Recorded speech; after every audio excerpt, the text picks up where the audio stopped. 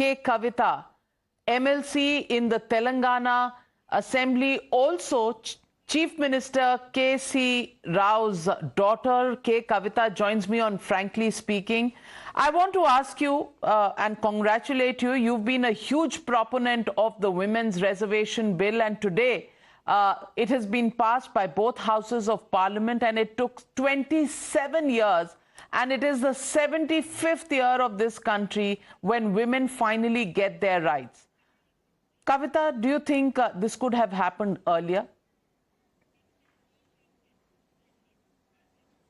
It should have happened earlier, but nevertheless, we should congratulate each other, and I congratulate the nation's women and men alike through you, Navika ji, because when I see you, when I see women like you and me, empowered, lucky to be in the place where we are.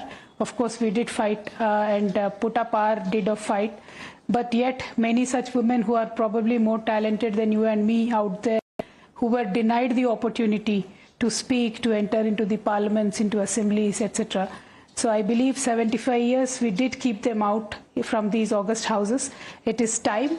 Unfortunately, looks like we have to wait for 5 more years with the kind of draft the bill we have seen. But better late than never. Happy that the bill is getting passed. But unfortunately, ma'am, without including the OBC women quota, I feel like the bill is missing its soul. That's a major lacuna that this government could have bought it because of the majority that it enjoys. And we could have literally given justice to almost 40% BCs are there in states like Telangana. They could have gotten major benefit out of this.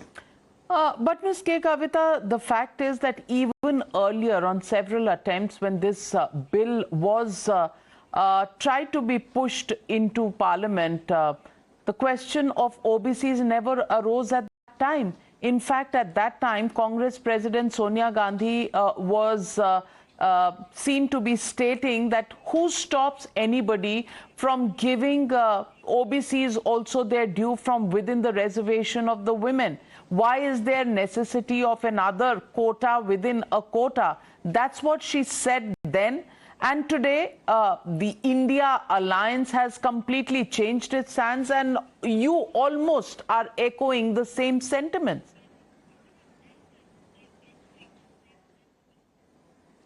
India alliance and Congress party's hypocrisy is exposed time and again. In fact, yesterday, as you rightly mentioned, Navika ji, I was listening to Mr. Rahul Gandhi ji speak in Parliament about how 90 important secretaries of Government of India who make major decisions, only 3 are OBC. Did they become secretaries yesterday? Did the Congress party have nothing to do in the appointments, in the selection, etc.? So whatever the legacy, whatever the failures of the Congress party, which ruled this nation for the longest of the time, they want to transfer it to whoever is in power now. I'm not saying whoever is in power now have done their bit. They could have done the OBC component. But then when you look at the way Congress flips, why did the bill even get stalled in 2010? Because OBC component was not included, the bill got stalled. They could have done it. They could have agreed to OBC component then and could have passed the bill in 2010 itself. They did not do it then. And yesterday, both Sonia ji, Rahul ji, and the entire Congress party is now asking this government to do the OBC because elections are here. They come to our states, which is a poll-bound state. They talk about BCs. So there is so much of love on OBC right now because it's election season for the Congress party. But they could not do it. They did not do it, in fact, when they could have done it. And as you rightly mentioned, in the last 16 years, they did not even mention about the Mahila bill once. So much so, they were so careless that in last manifesto, they did not even mention the Women's Reservation Bill. Now suddenly, from September 18th, 19th, 20th, if you should look at the Congress party Twitter handle, all love for women, continuously talking about Women's Reservation Bill. So everybody is like, suddenly what has happened? When the government is bringing the bill, suddenly they're remembering what they did for women, etc., etc. But nation is seeing through their hypocrisy. It's election season for you as well, because in the 2018 elections, you fielded 119 candidates, only 4 were women. So sudden realization that women need to be given their rights comes in 2023 when elections are going to happen in Telangana, and Lok Sabha elections are around the corner, because last time as well there were two candidates for Lok Sabha, and you were the only woman candidate, and you happen to be the Chief Minister's daughter, not really one of the women, many would say, who could benefit from the reservation. Absolutely, you are very right. And our party could not accommodate women, which again is not something new. I never said BRS has dropped from the sky or the heavens. BRS also is a party which came out of the patriarchal system of our country. That is precisely why we are demanding for quota. But we are not demanding quota just around the corner, when we have elections. We introduced a resolution in our assembly in 2014, not now, 10 years back. And ma'am, I just want to remind you, Navika ji, that this Bharatiya Janata Party government, both in 2014, they said they'll introduce the Women's Reservation Bill in their manifesto. In 2019, again, they reiterated their promise. But for 9.5 years, they did not bother to even talk about the bill. It is only when the BRS increased the pressure, Congress, CWC was held at Hyderabad, when our Honorable Chief Minister wrote a letter to Honorable Prime Minister ji, then CWC had to forcibly make a resolution on women's bill. Now when the principal opposition party made a resolution, many parties who attended the dharna that we staged in March of this year, I believe the BJP also realized that it is time now we should introduce it. But ma'am, if you look at the way the bill is introduced, the enigma around it, not sharing the details, not taking any parties into confidence, introducing the bill first, then later saying that, this cannot be enforced now, it will only get into force post 2024, elections and after the census, and tying it to delimitation. So when you look at this process, it looks like BJP is making an insincere effort. So that is what we should all, you and I, you as a prominent journalist, we as the opposition political party should be pressurizing the government to do. Kavitha ji, many people say that, and this has been stated by Rahul Gandhi as well, that you are playing as BJP's Team B simply because you have the liquor scam shadow and the ED summons facing you. How do you respond to that charge?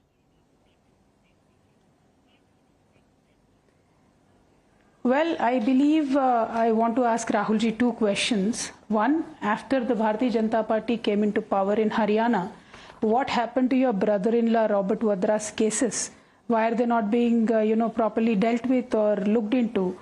Do I say that Congress has become BJP's B party, or your Gandhi family has an understanding with Modi ji? Two, Sonia ma'am, Rahul ji, Mallikarjun Kharge ji, Pawan Bansal ji, and a horde of Congress leaders were called in that National Herald case, which was supposedly 5,000 crore scam. What happened to that case? Why is ED not looking at that case?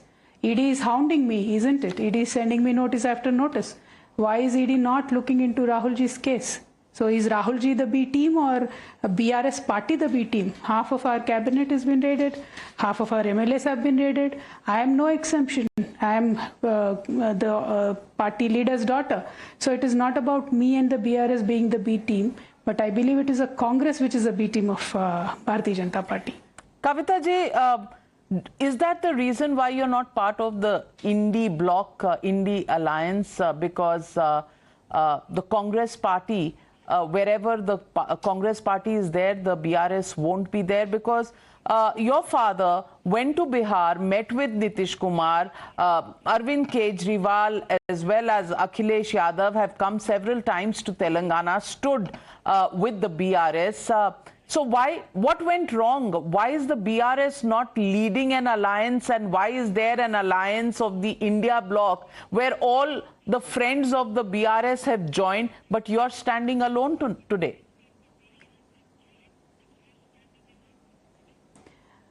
Ma'am, in this country, if you look at the history, pre-poll alliances have not worked much.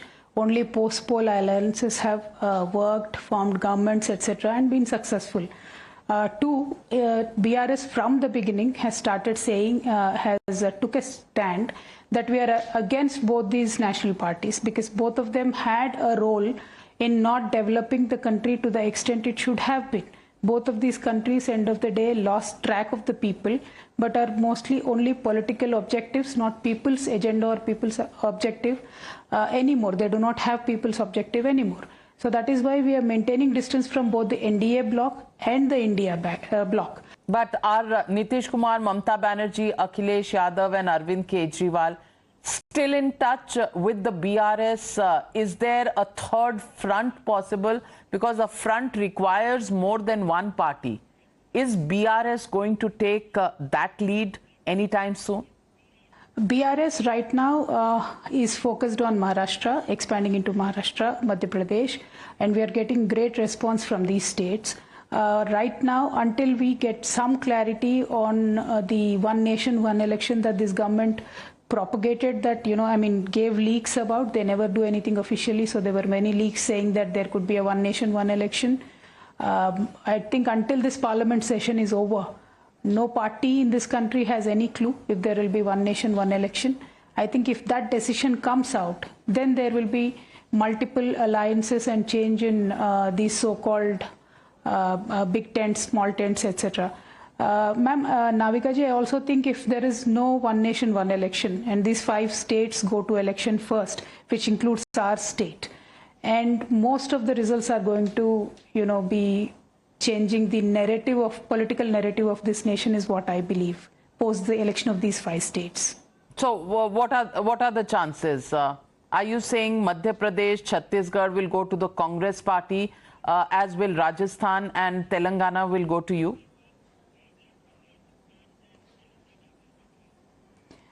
Ma'am, Rajasthan and Madhya Pradesh, competition between BJP and Congress, as far as I understand, is very, very tough. It could go either way. Telangana, I can confidently say we are winning hands down. Congress has no role here, no part to play here. So let's see. After the 5 state results, there will be a lot of changes, ma'am. If there is no one nation, one election, I don't even think I.N.D.I.A. alliance will survive post the election of these 5 states. What do you think will happen? Are these leaders who have earlier been with Mr. KCR Rao, will they come back to him? Are they still in touch with your father, the Chief Minister of Telangana? Ma'am, everybody is talking to everybody. People in I.N.D.A. working committee, some people keep giving leaks outside saying that, nothing is working, no seat sharing is being talked about, no proper, many people are unhappy with Congress leading the whole alliance, or official. It's not official, I think. No, I don't know who's leading properly.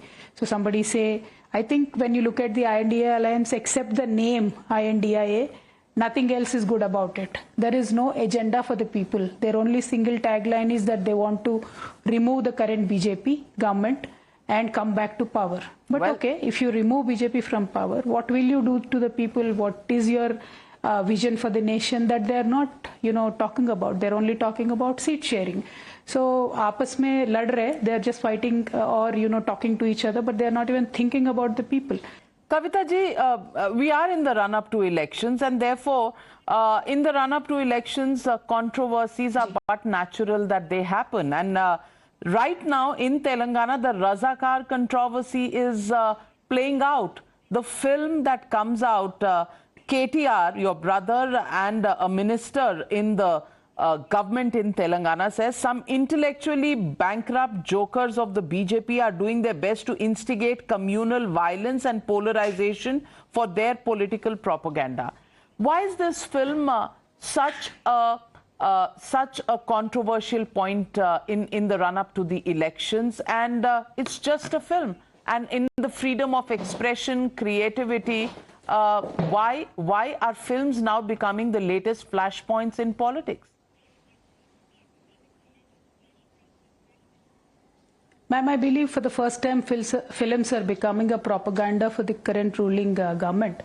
If you remember, it all started from, I think, the Uri film, and then one after the other, the Kashmir Files, the Kerala Files, and many, many films which are not even named, controversial names, started propagating the ideology of BJP in one way or the other. That many people have noticed. Some people say it openly, some don't say it openly.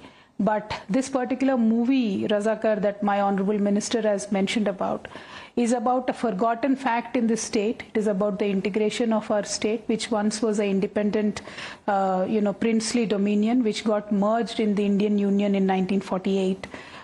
There has been no controversy around it, but BJP of late in the last 5 years started to make a controversy, saying that it is not an integration day, it is a liberation day, etc. But BRS as a party from 2001 always had this stand, and we always celebrated it as an integration day. So a film is being made to flare up emotions in a state where in the last 10 years we've controlled it well. There is not even a single incident of communal violence. There is not even a single day of curfew. There is not even a law and order issue of any sorts that you hear across the nation in various states. So movies like this can disturb the social fabric here, which is very harmonious right now. And this is promoted by Bharatiya Janata Party. There is no doubt about it. हम सबको काम आने वाला है और इसलिए हर बात का अपना एक महत्व है, मूल्य है। मैं सभी माननीय सांसदों ने अपनी बात के प्रारंभ में तो पहले ही कहा है कि हम इसका समर्थन करते हैं और इसके लिए मैं सबका हृदय से अभिनंदन करता हूं, हृदय से आभार व्यक्त करता हूं। ये जो स्पिरिट पैदा हुआ है, ये स्पिरिट देश के जन जन में एक नया आत्मविश्वास पैदा करेगा और हम सभी माननीय सांसदों ने और सभी राजनीतिक दलों ने एक बहुत बड़ी अहम भूमिका निभाई है। नारी शक्ति को एक विशेष सम्मान सिर्फ विधेयक पारित होने से मिल रहा है ऐसा नहीं है। इस विधेयक के प्रति देश के सभी राजनीतिक दलों की सकारात्मक सोच होना, ये हमारे देश की नारी शक्ति को एक नई ऊर्जा देने वाली है। ये नए विश्वास के साथ राष्ट्र निर्माण में योगदान देने में नेतृत्व के साथ आगे आएगी। ये अपने आप में भी हमारे उज्जवल भविष्य की गारंटी बनने वाली है। आदरणीय सभापति जी, मैं इस सदन का समय ज्यादा लेता नहीं हूं। मैं सिर्फ जो भावना आपने व्यक्त की है उसके लिए आभार व्यक्त करता हूं और जब मतदान होगा तो मेरा आप सबसे आग्रह है कि ये उच्च सदन है, चर्चा भी उत्तम करने का प्रयास हुआ है।